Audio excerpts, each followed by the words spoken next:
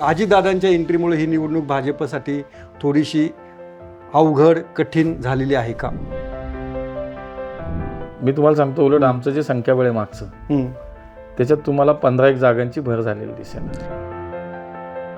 पुण्याचं भविष्य कोणाच्या हातात सुरक्षित राहील हा विचार जेव्हा पुणेकर करतात तेव्हा पटकन एकच नाव डोळ्यासमोर येतं, एकच चेहरा तो नरेंद्र मोदीचा. मला हा विश्वास, आकड्याचा जो विश्वास आहे तो खालून आलेला आहे, माझ्या मनाला येईल तो नाही बोललेलो. कुठच्या अशा कोणत्या 5 योजना आहेत की ज्याच्यावरती मुरलीधर मोहोळ यांचे ते ड्रीम प्रोजेक्ट असतील किंवा मुरलीधर मोहोळ यांचं खास लक्ष असेल की तुम्हाला ते पुढच्या 5 वर्षामध्ये पुणेकरांसाठी करायचं आहे? आता आमचं विजन आहे की पुढच्या 5 वर्षात आम्हाला 5,000 बसेस, बसेस आम्हाला रस्त्यावरती आणायचे. दूरदृष्टीचा अभाव मागच्या राज्यकर्त्यांचा होता. 25 ते 40 वर्ष पुण्यावरती ज्यांनी राज्य केलं त्यांनी पुण्याच्या भविष्याचा विचार कधीच केला नाही. असं एकही काम तुम्ही सांगू शकाल का की ते जंगली महाराष्ट्रासारखं, म्हणजे ते रस्ता असं म्हणून नव्हे की खरोखरी त्या कामामध्ये गुणवत्ता पाहिली गेली, त्या कामामध्ये पारदर्शकता पाहिली गेली आणि पुढच्या पिढीला देखील ते काम लक्षात राहील? मला असं वाटतं चांगल्याला चांगलं म्हणायची सुद्धा एक मोठं मन लागतं, ते विरोधकांनी ठेवलं पाहिजे. गेले 20 वर्ष या प्रकल्पावर फक्त चर्चा होते, पुढे प्रत्यक्षात काहीच होत नाही. तुम्हाला तरी वाटतं का खरोखर मोठा नदी गेल्या 10 वर्षात काहीतरी सुधारली म्हणून? निवडणूक लढायची ते एकदम व्यवस्थित, कुठेही मनभेद न होता, मतभेद न होता झाली तर चांगली झाली असते. महेश लांडगे तर आरेतुरीमध्ये बोलतात. मी तेच सांगितलं, ऍक्शनला रिॲक्शन. डीपी मधली आरक्षण भाजप पुढच्या काळात उठवणार नाही. डीपीतले आरक्षण ही विकसित करायची.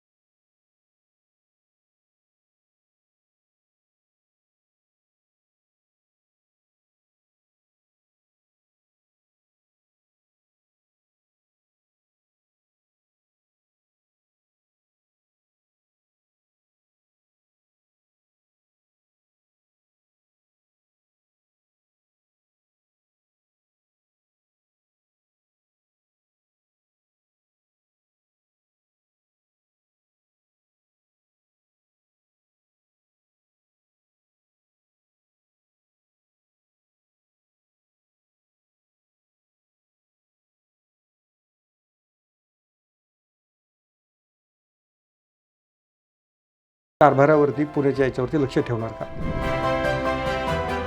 नमस्ते, मी योगेश कुटे. लेट्सअप सभा या कार्यक्रमामध्ये तुम्हा सर्वांचं पुन्हा एकदा स्वागत.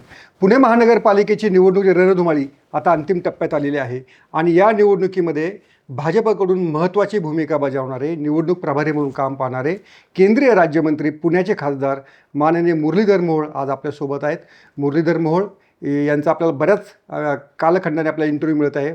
सुरुवातीला आपला जो इंटरव्ह्यू झाला होता लोकसभा निवडणुकी आधी झालेला होता आणि जवळपास 1.5 वर्षानंतर ते आज आपल्यासमोर आलेले आहेत. तर अण्णा, तुमचं पहिल्यांदा खूप खूप स्वागत. नमस्कार. तर काय म्हणते निवडणूक? अजितदादांच्या एंट्रीमुळे ही निवडणूक भाजपसाठी थोडीशी अवघड कठीण झालेली आहे का?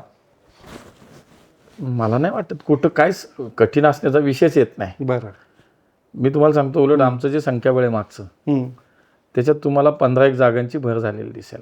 गेल्या 97 होतंय. हां, मी तुम्हाला सांगतो की आज 115 पर्यंत आम्ही नक्की जाऊ. तुमचं नक्की जाऊ. हां, म्हणजे माझा अंदाज मी आता तुम्हाला खूप अगदी एकदम ह्याच्यात येणार. आणि जर आमचे जे रोजचे डेली सर्वे आहेत, बरं, ग्राउंड सर्वे जे आहेत त्याचे जे रिपोर्ट आहेत रोजचे आहेत, बरं, मी तुम्हाला सांगतो ते रोज मागे पुढे होतात. पण बरं, एकदाही मागच्या 15 वर्षी एकदा आम्ही 100च्या खाली गेलोच नाही. ओके, एकदाही गेलो नाही. किती काय करते, मग काय झालं? उलट आता तर मी तुम्हाला सांगतो की 120 ते 125च्या दरम्यान पुढच्या 2 दिवसात शेवटच्या टप्प्यात आम्ही जाऊ. हा विश्वास असण्याचं कारण काय, की कशामुळे तुम्हाला असं वाटतं की पुणेकर भाजपला 100% त्याचं कारण आहे, पुणेकर खूप विचारी आहेत. पुणेकर असेच कुणालाही मत देत नाहीत. पुणेकर हे नेहमी विचाराला, विकासाला आणि भविष्याला मत देतात. हे मी पाहिलं, अनुभवलंय. मी स्वतः माझे 5 निवडणुका लढले पुण्यात. बघा, विधानसभेची निवडणूक असो, लोकसभेची निवडणूक असो किंवा महापालिकेची निवडणूक, मागच्या काही वर्षात सातत्याने पुणेकर हे भाजपच्या सोबत उभे राहिलेत. विधानसभेत यश आहे, लोकसभेत आमचं यश आहे आणि महानगरपालिकेत यश म्हणजे पुणेकरांनी विश्वास संपादन करण्याचं काम आम्ही केलं, ज्यांनी जो विश्वास व्यक्त केला. महापालिकेतली 5 वर्ष, महापालिकेच्या अनेक योजना, अनेक कामं, भविष्याचा विचार करत महापालिका म्हणून काही धोरणं किंवा नवीन प्रोजेक्ट आणण्याचं काम झालं. राज्य सरकार म्हणून देवेंद्रजी मुख्यमंत्री असताना 14 ते 19 आणि त्याच्यानंतर परत उपमुख्यमंत्री म्हणून आणि आत्ता परत CM मुख्यमंत्री म्हणून त्यांचं पुण्याकडचं असलेलं विशेष लक्ष आणि पुण्याच्या भविष्याचं एक विजन त्यांच्याकडे आहे, ते आपण पाहतोय. आणि नरेंद्र मोदीजींच्या केंद्र सरकारच्या माध्यमातून मागच्या 11 वर्षात जे पुण्याला उपलब्धी प्राप्त झाल्यात त्याची यादी मोठी आहे. मग मेट्रो आली, मग नद्यांचे प्रकल्प आले, चांदणी चौकाचा प्रकल्प झाला, मेडिकल कॉलेज आलं, बसेस आल्या, कात्रजच्या चौकामधलं मोठा पूल हायवेवरचा NHAIच्या माध्यमातून तो पूर्ण झाला. आज अमृत योजनेतनं पैसे आले, स्मार्ट सिटीला पैसे आले. इतकं प्रचंड काम मोदीजींच्या ह्या 11 वर्षाच्या काळामध्ये पुण्यात झाले. महापालिका म्हणून समान पाणी पुरवठा योजना असेल, आमच्या रिव्हरफ्रंटचा प्रोजेक्ट असेल, कोविडच्या काळातलं विशेष काम, त्यावेळेस आमची आजची आरोग्य यंत्रणा महापालिकेची अधिक सक्षम झाली. 2 मोठी हॉस्पिटल्स उभी राहिली 700 बेडची जवळपास. आज आमच्या ICU बेड्स आणि ऑक्सिजन बेडची यंत्रणा एक स्वतःची आत्मनिर्भर, आम्ही स्वतःच्या पायावरती आता उभे राहिलो. असे अनेक प्रोजेक्ट सांगता येतील. आमच्या बसेसची संख्या वाढली, 1200 ते 1500 बसेस नवीन आम्ही आणल्या. आज कचरा 2600 मेट्रिक टन कचरा पुण्यामध्ये रोजचा जनरेट होतो समाविष्ट गावाचा काळात. त्याच्यावरती आज 100% प्रक्रिया करण्याने प्रकल्प आमच्या काळामध्ये आम्ही उभे केले. मला सांगा, पुण्याच्या या दैनंदिन जीवन जगणाऱ्या प्रत्येक पुणेकराच्या संदर्भातलं आयुष्यातलं ज्या समस्येवरती काम केलं पाहिजे त्या प्रत्येक समस्येवरती आम्ही काम केलं. आणि म्हणून मला असं वाटतं की ह्या ट्रिपल इंजिनचं सरकार म्हणून जे आम्ही मागच्या 5 वर्षात काम केलं असेल, 11 वर्षात जे काय काम झालं असेल, पुणेकर मी तेच म्हटलं की कामाला मत देतात, विश्वासाला मत देतात. त्यांनी जो विश्वास व्यक्त केला तो सार्थ ठरवण्याचा अत्यंत प्रामाणिक प्रयत्न आम्ही केला आहे. आणि म्हणून मला विश्वास आहे कामाच्या जीवावरती 100% पुण्याचं भविष्य कोणाच्या हातात सुरक्षित राहील हा विचार जेव्हा पुणेकर करतात तेव्हा पटकन एकच नाव डोळ्यासमोर येतं, एकच चेहरा तो नरेंद्र मोदीजींचा. कारण पुणे जरी महापालिकेची निवडणूक असली तरी पुणे हे देशातल्या पहिल्या 4 शहरांमध्ये येतं आता. आणि त्यामुळं भौगोलिकदृष्ट्या सुद्धा जवळजवळ 518 स्क्वेअर किलोमीटर इतकं पुणे वाढलं, मुंबईपेक्षा मोठे झालो आपण. आणि देशातलं 3ऱ्या-4थ्या क्रमांकाचं शहर आपण झालो. आत्ता 50-60 जनगणना जर आज झाली तर आपण 50-60 लाखाच्या पुढे गेलो.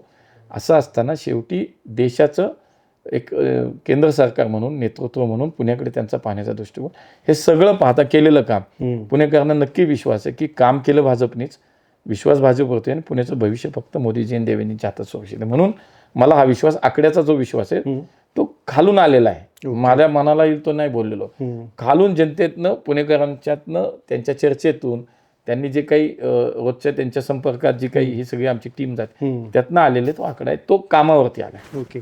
2017मध्ये तुम्ही असेच अनेकदा इच्छुकांच्या रांगेमध्ये उभे राहिलेले होते. अनेक इच्छुकांमध्ये तुमची निवड नगरसेवक म्हणून झाली, उमेदवार म्हणून झाली, नगरसेवक नंतर महापौर म्हणून. आता तुम्ही एक इतका मोठा टप्पा गाठला की तुम्ही निवडणूक प्रभारी आणि पुण्याची सगळी सूत्रं तुमच्याकडे आलेली आहेत. सुरेश कलमाडी आणि गिरीश बापट यांच्यानंतर असं अनेकांना आता वाटतं आहे की मुरलीधर मोहोळ हेच आता पुण्याचे पुढचे कारभारी किंवा पुण्याचा चेहरा असं म्हणून राहतील. तर या बदललेल्या जबाबदारीतनं तुमच्या मनामध्ये असं काय की जे पुणेकरांसाठी तुम्हाला पुढच्या 5 वर्षांमध्ये करायचं आहे? नाही, पहिलं तर एक हे दुरुस्त करा की मला असं वाटतं की स्वतःला कार्यकर्ता समजतो. 2017ला जरी मी नगरसेवकाचं तिकीट मिळायला रांगेत उभा होतो, आजही मी त्याच भूमिकेत आहे, त्याच भावनेत आहे. भारतीय जनता पार्टीमध्ये महाराष्ट्रात एकच नेतृत्व आहे, देवेंद्र फडणवीस. पुण्यामध्ये आम्ही काम करताना एक सामूहिक नेतृत्व आहे आमचं. मी कधी स्वतः मी काय ठरवतो म्हणून होतं किंवा मला काय हवं असं नाही. आमच्याकडे एक सामूहिक नेतृत्वाची पद्धत आहे. म्हणजे देवेंद्रजी सुद्धा राज्याचे आमचे नेते आहेत, पण ते सुद्धा ज्यावेळेला निर्णय घ्यायची वेळ येते तेव्हा सामूहिक निर्णय पार्टीची कोर कमिटी बसते. म्हणजे आमचे प्रदेशाध्यक्ष, आमच्या संघटनेला महत्त्व बघा, प्रदेशाध्यक्ष आणि मुख्यमंत्री साहेब शेजारी बसतात आणि या राज्याचे निर्णय घेतात. हीच मला असं वाटतं एक सामूहिक निर्णय प्रक्रिया पुण्यामध्ये आहे. मी असेल, चंद्रकांत दादा असेल, आमच्या माधुरीताई असतील, आमचे अध्यक्ष असतील, ही एक सामूहिक प्रक्रिया आहे. त्यामुळे कलमाडी आणि काय विषय याच्यात मला त्या लाईनवर कधीच आयुष्यात जायचं नाही. बरं मी एक संघटनेतला कार्यकर्ता आहे. मी लोकप्रतिनिधीपेक्षा संघटनेत जास्त काम केलंय. बरं तेव्हा मी त्या भूमिकेत त्या भावना कधीच माझ्या मनात येणार. मला सामूहिक नेतृत्व मानणारा मी एक कार्यकर्ता आहे. बरं त्यामुळे जे काय घडतंय जे काय करतोय आम्ही सगळे मिळून करतो. ओके. जरी सामान्य नेतृत्व असलं तरी जबाबदारी किंवा चेहरा तुमचा आहे. जबाबदारी तर आणि आहे, जबाबदारी म्हणून मी स्वीकारलंच पाहिजे. पण बरोबर. नेतृत्व हे सामूहिक आहे. तर याच्यामध्ये मला हाच प्रश्न विचारा की पुढच्या अशा कोणत्या 5 योजना आहेत की ज्याच्यावरती मुरलीधर मोहोळ यांचे ते ड्रीम प्रोजेक्ट असतील किंवा मुरलीधर मोहोळ यांचं खास लक्ष असेल की तुम्हाला ते पुढच्या 5 वर्षामध्ये पुणेकरांसाठी करायचं आहे?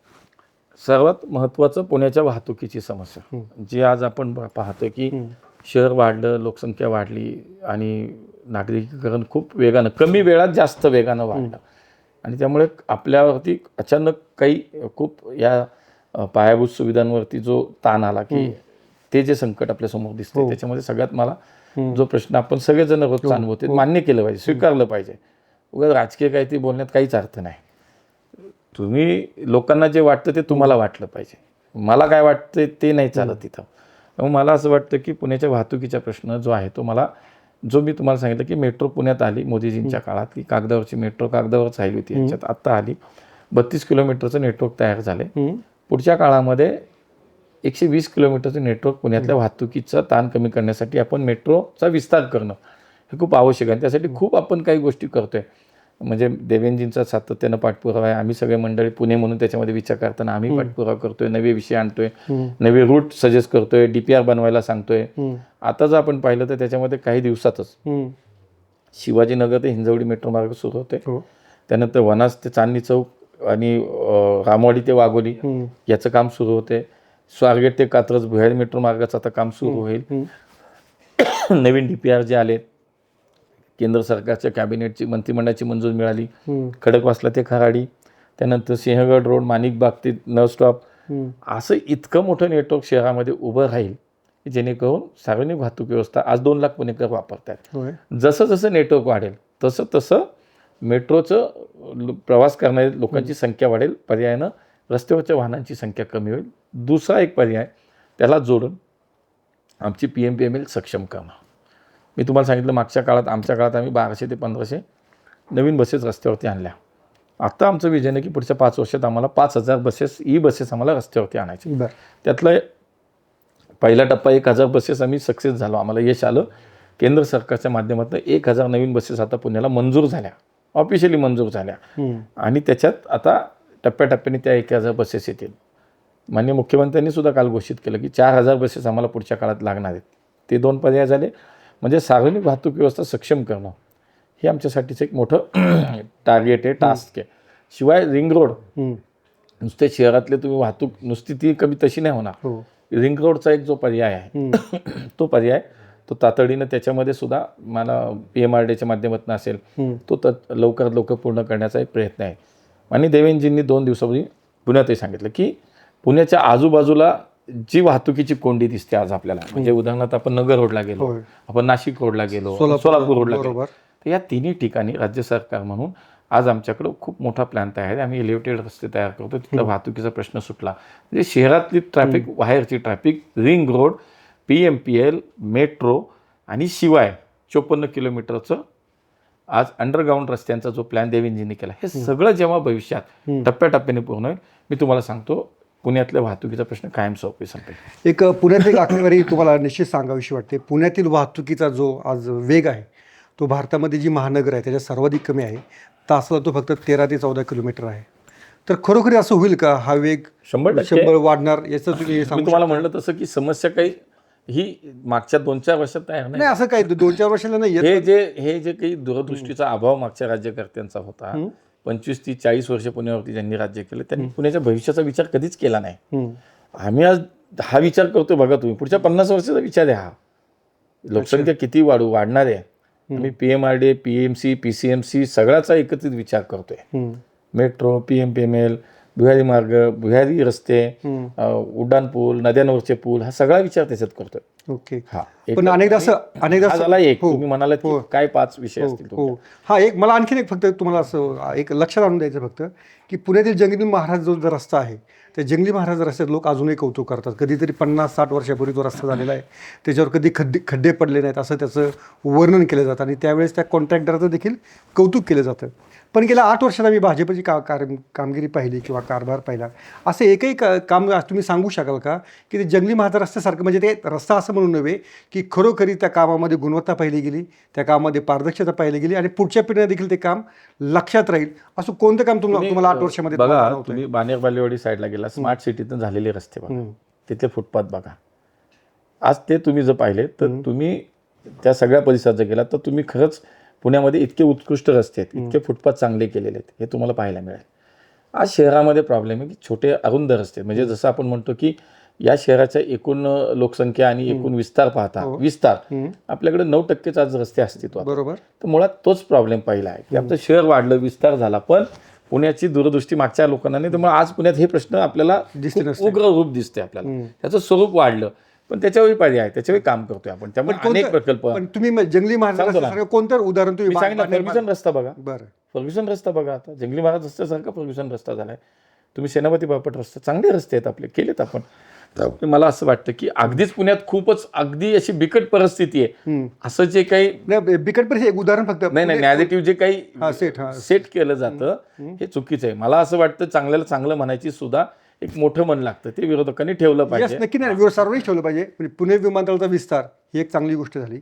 पण जेव्हा आम्ही पुणे विमानतळामधून बाहेर पडतो आणि जेव्हा पावसामध्ये ते पुणे विमानतळाच्या आजूबाजूचे बुडालेले रस्ते पाहतो तेव्हा मग वाईट वाटतं. अरे एवढं विमानतळ चांगलं बांधलं, मग एवढा मोठा रस्ता करायचा. विमानतळात पाणीच नव्हतं, ते विमानतळाचं नाही, बाहेर विमानतळावर बाहेर जेव्हा पावसामध्ये रस्ते बुडलेले असतात नाही तेवढ्याच परिसरात पाणी दिसलं. ते त्यावेळेला तिथला एक छोटासा प्रॉब्लेम होता, आता तुम्हाला कधीच नाही दिसणार, तो प्रॉब्लेम सॉल्व्ह झाला. मला असं वाटतं की पुणे विमानतळाचं कौतुक करताना ते विमानतळाचं कौतुक सेपरेट करा. बरं, ठीक आहे. बरं, ओके. बरं, पुणे विमानतळासाठी पुढचं तुमच्या काय भावी योजना आहेत? मी तुम्हाला म्हणलं त्या 5 कामामध्ये ते एक काम आहे की आज पुण्याचं आपण जर पाहिलं की नवीन टर्मिनलची बिल्डिंग इतकी सुंदर झाली, त्यानंतर आज आपले पुण्यातले प्रवासी सुद्धा आल्यानंतर असं सांगतात की आम्ही अगदी लंडनला सुद्धा गेलो, तिथले विमानतळ पाहिले ना आपली विमानतळ पाहिली तर आम्हाला आपलं पुण्यातलं विमानतळ सुंदर वाटतं, इतकं चांगलं विमानतळ. जुनं टर्मिनलचं काम चालू आहे, ते रिन्युएट होते, आता ते एकत्र केलं जाईल. धावपट्टीचा विस्तार, पुणे विमानतळाच्या धावपट्टीचा विस्तार करण्यासाठी जवळपास 300-325 एकर जागा आता आपण ताब्यात घेतोय. ती जागा ताब्यात आल्यानंतर पुणे विमानपट्टीचा धावपट्टीचा विस्तार होईल आणि जगात कुठेही तुम्ही म्हणजे वाईड बॉडी एअरक्राफ्ट सुद्धा तिथून उडान घेतील, उडतील आणि जगभरात तुम्ही कुठेही जाऊ शकाल, अशा पद्धतीचं पुणे विमानतळाचं विस्तारीकरण आता आपण करतोय. त्यामुळे ते एक काम पुण्याच्या दृष्टीने खूप महत्त्वाचं आहे. दुसरं मला असं वाटतं की या पुण्यातल्या ज्या काही आमच्या योजना आम्ही आणलेल्या आहेत, समान पाणी पुरवठा योजना, 70-75% काम त्याचं पूर्ण झालं, ते 100% आम्हाला काम केलं पाहिजे, जेणेकरून आज आम्ही पाणी जे उचलतो त्यात 40% पाण्याचं तर गळती होतीये, चोरी होतीये. उद्या ही समान पाणी पुरवठा योजना जर कंप्लीट झाली तर ही गळती सुद्धा बंद होणार आहे. सगळ्या नवीन जे 1800 किलोमीटरच्या पाण्याच्या लाईन्स टाकल्या आपण, 82 पाण्याच्या टाक्या आपण उभ्या केल्यात, हे एकदा कार्यान्वित 100% योजना झाली तर पुण्याचं जवळजवळ 4 ते 5 TMC पाणी वाचेल. दुसरं जे अनट्रीटेड वॉटर आहे त्याच्यावरती प्रक्रिया करून पुढे जे पाणी जातं, शेतीला पाणी जातं किंवा ते पाण्याचा उपयोग आपण भविष्यात करणार आहे. पुढच्या काळात मुळशी धरण असेल, अजून एखादा तो विचार पुण्याच्या पाण्याचा प्रश्न आहे. मला असं वाटतं की हा विचार एक आहे.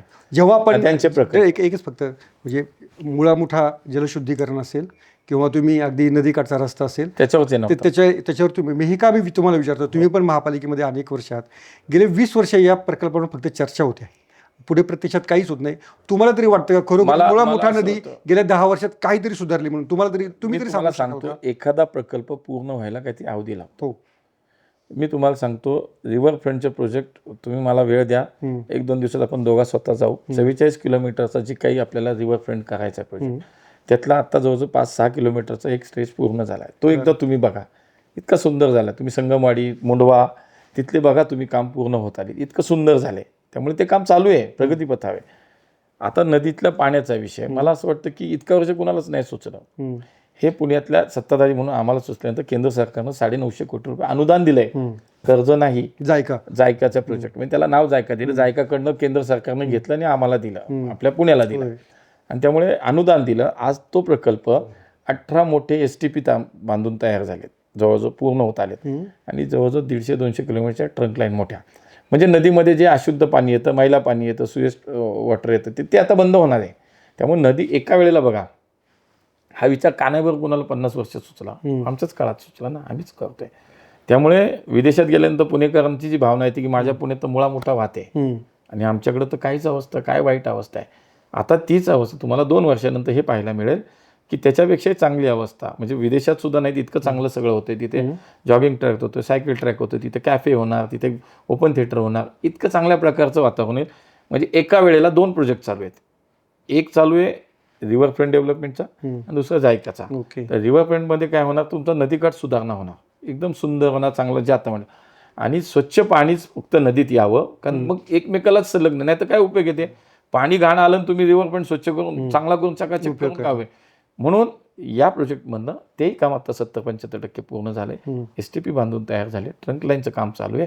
त्यामुळे नदीमध्ये नाल्यातनं येणारं पाणी, नदीत थेट येणारं पाणी हे स्वच्छच असलं पाहिजे, किंवा ते बंद कसं करता येईल याच्यासाठी आपण ते आता प्रोजेक्ट दोन्ही एका वेळेला चालू आहेत. दोन्हींची प्रगती पाहिली तर रिव्हरफ्रंटचं काम ठीक आहे, थोडंसं 40% साधारणतः काम झालं असेल, पण याचं काम जवळजवळ 70%च्या पुढे गेले. त्यामुळे 2 प्रोजेक्ट पुढच्या काळात पूर्ण झालेले दिसतील. पुढची तुमची मुलाखत ही आपण रिव्हरफ्रंटवर 100% तयारी आहे आमची, त्या ठिकाणी घेऊ शकतो आपण. तुम्ही इथंच आहे, मी इथंच आहे.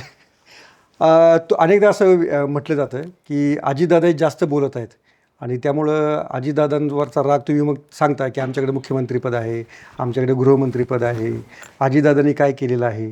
तर खरोखर अजितदादांनी भाजपला थोडंसं आव्हान जास्तच दिलं जरा अपेक्षेपेक्षा. राग वगैरे काहीच नाही. ते त्यांच्या पक्षाची निवडणूक त्यांच्या पक्षाच्या वतीने लढवतात, ते त्यांचा अजेंडा राबवत आहेत, त्यांना जे बोलायचं ते बोलत आहेत, ॲक्शनला रिॲक्शन येत आहेत, इथे येत आहेत, पिंपरी चिंचवडला येत आहेत.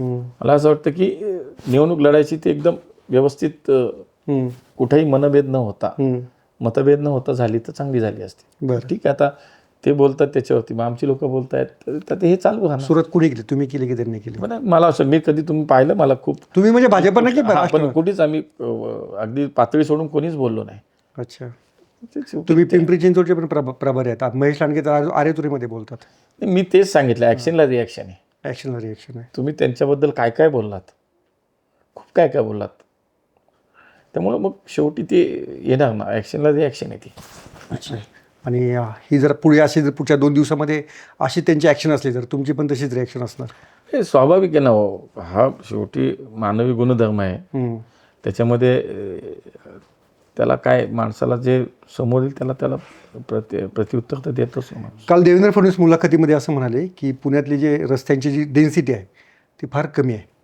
तर असं पुढच्या काळामध्ये भाजपकडनं असं काय आश्वासन मिळू शकतं का, जे काही रस्त्यांच्या आरक्षित जागा आहेत किंवा आम्ही जाहीरनाम्यात दिलं, पण DP-मधल्या ज्या आरक्षित जागा आहेत त्या पुढच्या 5 वर्षांमध्ये भाजपची सत्ता आली तर ती आरक्षण रद्द होणार नाहीत. संकल्पपत्रामध्ये आम्ही दिले, DPचं कुठल्याही रस्त्याचं आरक्षण कधीच डिलीट झालेलं नाही, करूच शकत नाही, आपण नाही करायचं. या शहराला मुळात अधिक रस्त्यांची गरज आहे. त्यामुळे रोड वायंडनिंग असतील, अतिक्रमण मुक्त फुटपाथ असतील, त्यानंतर अधिक रस्ते, DP-मधले रस्ते विकसित करण्यावरती जोर असेल, अंडरग्राऊंड जसं आपण म्हणालो 54 किलोमीटरचं नेटवर्क तयार करणं असेल, उड्डाण पूल जसं नदीवरचे पूल, मी प्रकल्प सांगितले म्हणजे आमचा तिथे असे पूल नव्यानं तयार करणं असेल. भविष्यामध्ये जे काय पूल करायचे किंवा काय मेट्रो, रस्ता आणि पूल असं तिहेरी याच्यामध्ये जेवढे करतील शहरामध्ये नेटवर्क उभं करण्याचं. जसं नॉनस्टॉपचा पहिला पूल तोही तुम्ही सांगा, माझ्या काळातच मी चेअरमन असताना त्यावेळेला ती संकल्पना मांडली. आज पुण्यातला पहिला पूल आहे. आज कर्वेरोडचं वाहतूकच एकदम स्मूथ झालं, बरोबर, स्मूथली सगळं सुटलं. असे प्रकल्प आमच्या काळात झाले. आम्हाला काय बाहेरनं थोडीच त्याला काय रॉकेट सायन्स आहे का कुठून आणा, त्याला इच्छाशक्ती लागते. अच्छा, ती काय रॉकेट सायन्स थोडीच आहे, इच्छाशक्ती लागते. DP-मधली आरक्षणं भाजप पुढच्या काळात उठवणार नाही. DP-तले आरक्षण ही विकसित करायची असतात, उठवायचा कुठे विषय आणि जिथे आवश्यकता नसेल तिथे वेगळ्या पद्धतीचं लोकांसाठीच काही ते आरक्षण येईल. तिथे आरक्षण उठवून तिथं थोडीच रेसिडेन्शियल कोणी करणार आहे, ते कधीच होणार नाही आमच्याकडे. ओके, कारण अनेकदा आपण पाहिलेलं आहे की आरक्षण उठलं त्याच्याऐवजी लोकांना उपयोगासाठीच एखादा येईल. बरं, पण आरक्षण उठवायचं आणि तिथे रेसिडेन्शियल करायचं हे नाही होऊ शकत. ओके, तुम्ही केंद्रीय गृहमंत्री अमित शहा यांच्यासोबत काम करता, त्यांना पुणे महानगरपालिकेच्या स्थितीबद्दल काही अवगत केलेलं आहे किंवा तुम्ही त्यांना काही सांगितलेलं आहे किती आपला रिझल्ट येणार आहे म्हणून? हे शेवटी ते देशाचे नेते आहेत. बरं, पण उत्सुकता त्यांचे सर आता पूर्ण मुरलीधर लक्ष मोहोळ केंद्रित त्यांनी- मुरलीधर मोहोळ आपल्या एका सहकार्याची पुणे महानगरपालिका इलेक्शन एवढी जोरात सुरू आहे त्यांची परवानगी घेऊनच चालू आहे 15 दिवस सुट्टी टाकून. बरं, ओके. हा त्यांचं काय आता पण ते त्यांचा focus जाता रिझल्ट विचारतील बुवा काय आता. 100% विचारणार. बरं. मला वाटतं मी जायच्या आधी त्यांना माहिती असतं. आत्ताही त्यांना कदाचित आकडा माहिती असेल किती येणार आहेत. बरं, ओके. बघा हा. आता ते देशाचे नेते असतात, त्यांच्याकडं बंगाल, तामिळनाडू, केरळ या निवडणुकीचे वेध आता सुरू आहे. त्यामुळे प्रवास त्यांचा तो चालू आहे. महापालिकेच्या विषयात आमच्या राज्याचे नेतृत्व देवेंजींच्या नेतृत्वाखाली आम्ही लढतो आणि जिंकणार हे त्यांना माहिती. बरोबर. अनेकदा असं होतं की एखाद्या नेत्याचा मुलगा अडचणीत असला तर तुम्ही त्याच्यासाठी फ्लाईटची खास सोय करता, तर त्या फ्लाईटच्या खास सोयीवरनं तुमच्यावर टीकेचं हे ते संपलं कधीच. त्याचं स्पष्टीकरण दिलं, आताही देऊ शकतो. नाही, आता ना चांगली गोष्ट आहे. एखाद्यावर कुणी अडचणीत आला तर त्याला देऊ शकतो, आत्ताही. तर त्याला अशी काय मदत मंत्र्याचा मुलगा न पाहता त्याला मदत मिळू शकते याच्यापेक्षा का? तुम्ही मला असं सांगा की मी विदेशातून हा. अनेक भारतीय मुलं मुली किंवा काही लोक तिथे मृत्युमुखी पाडलेली मी विमानाने आणलीत. काश्मीरमध्ये ज्या वेळेला आतंकवादी हल्ला झाला, तुम्हाला सांगतो 800 लोक मी मंत्री आहे देवेंजींच्या मदतीनं 800 लोक सुखरूप महाराष्ट्रात आणण्याला मुरलीधरमुळे आणणारा, हे लक्षात घ्या. आज ग्रीन कॅरिडॉर तयार करून दिला विमानतळ ते पुन्हा हॉस्पिटल. हार्ट पेशंट, ऍक्सिडेंटचं पेशंट आलं होतं, ऍक्सिडेंटचं पेशंट त्याला करून देणार मुरलीधरमुळे.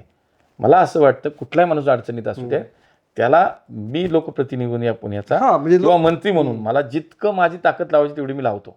मला असं वाटतं एक ते लक्षात ठेवण्यापेक्षा या 100 गोष्टी लक्षात ठेवा. याच्यासाठी एक स्वतंत्र मुलाखत करू आपण. उलट या निमित्ताने मी ते मुद्दा विचारून घेतलं, कागद वाचून दाखवेल तुम्हाला. हे मुद्दा विचारून घेतलं की बाबा अशी काय सोय सामान्य लोकांसाठी आहे की नाही एवढं तुम्हाला मी 500 प्रतिक्रिया आज उद्या पाठवणार तुमच्याकडे बरं. आणि त्या तुम्ही तुमच्या लेट्सअपला लावायचे. 100% लावू, काय जे मी तुम्हाला सांगतो, नक्की पाठवा. बघा शब्द आहे, शब्द दिलेला आहे मी, काय अडचण मी नाही. तुम्हाला असे 500 लोकांच्या प्रतिक्रिया देणार. बरं. त्याच्यावरती तुम्ही तुमच्या चॅनलवरती न्यूज करायची की मुरलीधर मोहोळांनी एवढ्या लोकांना मंत्री झाल्यानंतर हा. अडचणीत आलेल्या, हा. डेथ झालेल्या, ऍक्सिडेंट झालेल्या, हरवलेल्या, काश्मीरमधल्या आतंकवादी हल्ल्यात अडकलेल्या अशा कमीत कमी मी तुम्हाला सांगतो 2,000 लोक मागच्या काही या 1.5 वर्षाच्या काळात महाराष्ट्रात पुण्यात सुखरूप आणले मुरलीधर मोहोळ.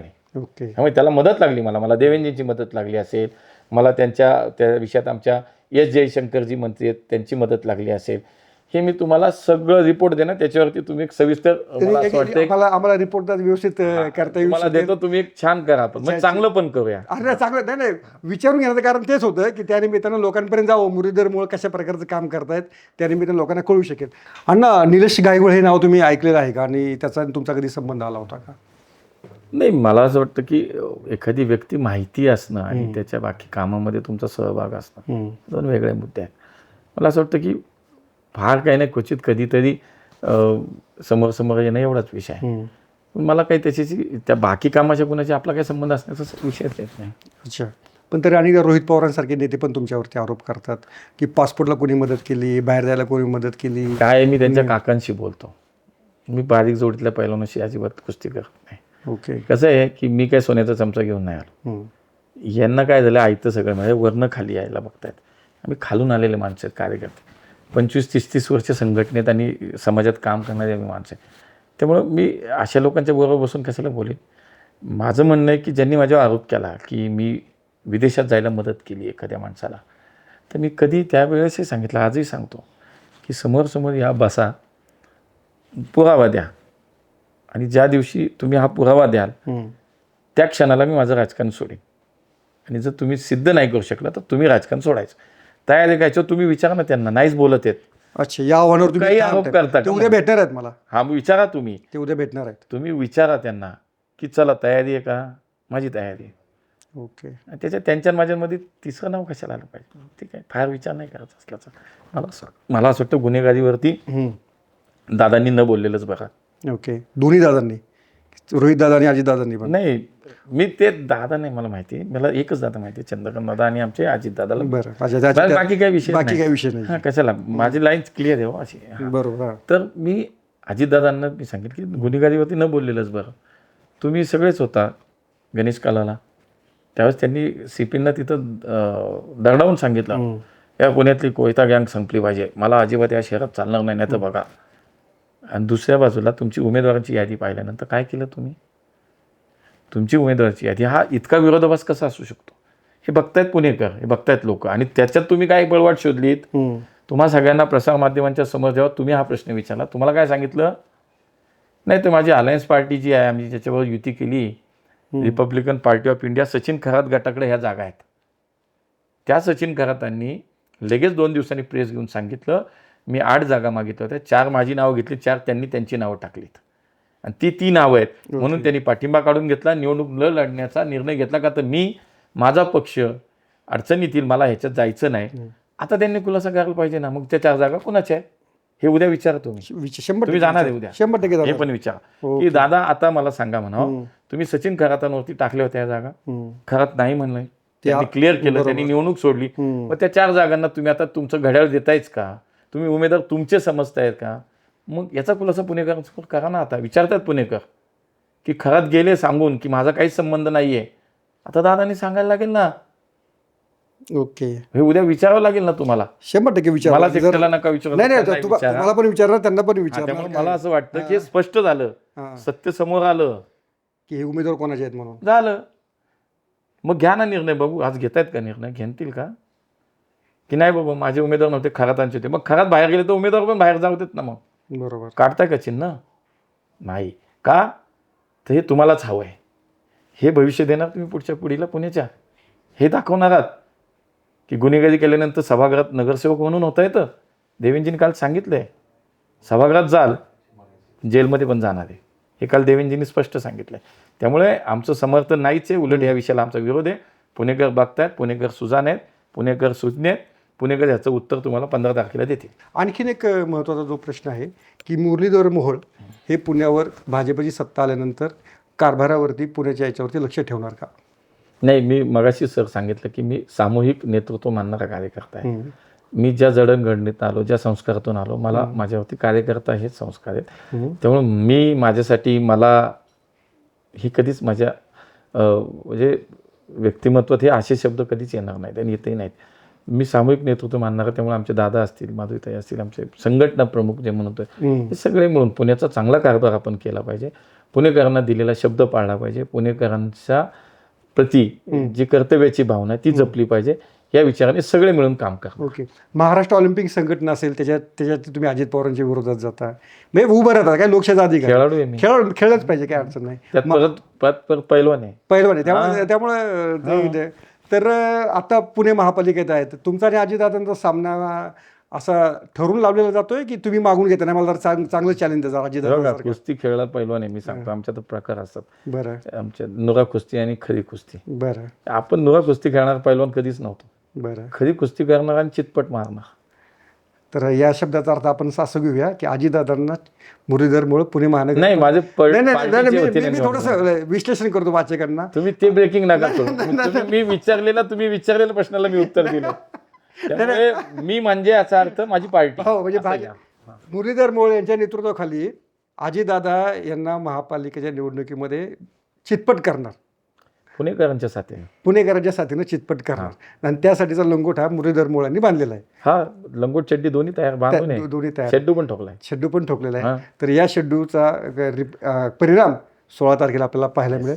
तोपर्यंत मुरलीधरांना तुम्हाला आमच्याकडनं खूप खूप शुभेच्छा, आणि 16 तारखेच्या प्रतिक्रियेसाठी आपण नक्की भेटूया. Thank you sir. थँक्यू. सोशल मीडियाच्या भाऊ गर्दीत विश्वासार्हतेने चकाकणारे नाव म्हणजे लेट्सअप मराठी. सगळ्यांना, सगळ्या नागरिकांना ती स्पीच, ती लेट्सअप वरील मुलाखती म्हणजे विचारांचा खजिना. त्यानंतरच्या निवडणुकीमध्ये मला सोडून गेले. बातम्या केवळ वस्तुस्थिती सांगणाऱ्या, न प्रोपगंडा, फक्त जनतेचा अजेंडा. क्योंकि आने वाला कल जाने वाला है, जाने वाला कल आने वाला है. राजकारण, मनोरंजन असो की क्रीडा क्षेत्र, महाराष्ट्राची स्पंदने संवेदनशीलतेने टिपणारे माध्यम म्हणजे लेट्सअप मराठी. जगासोबत एक पाऊल पुढे राहण्यासाठी लेट्सअपचे ॲप, सोशल मीडिया आणि वेबसाईट सोबत कनेक्टेड रहा.